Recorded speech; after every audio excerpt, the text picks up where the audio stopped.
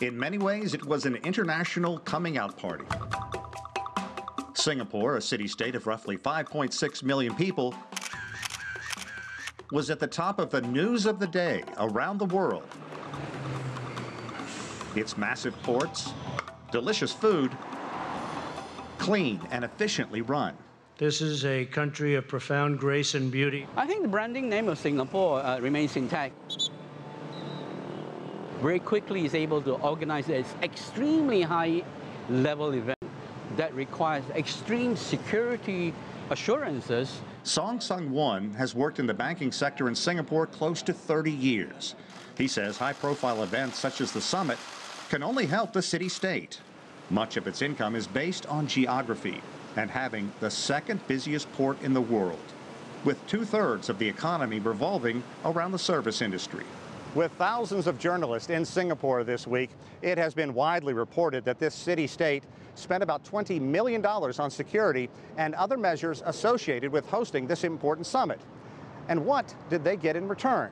Well, something that is difficult to put a price tag on. That kind of branding, I think, is invaluable from that side. Anyone who hasn't heard of Singapore, and there were many, and who thought that Singapore is part of either Malaysia or China, now say, oops, okay, it's a small city-state, I know where that is now. Hopefully, legions of journalists got a chance to try the multicultural dishes at one of the many hawker centers, where stalls are set up for tasty, low-cost meals. And at any given time, there are 1 million tourists in Singapore, many taking in the image of the merlion, half lion, half fish, the national icon. But Singapore's financial success is relatively young, cropping up in the past half-century. Time was, this was a dirt-poor country, with the bay jam full of tiny wooden boats selling goods.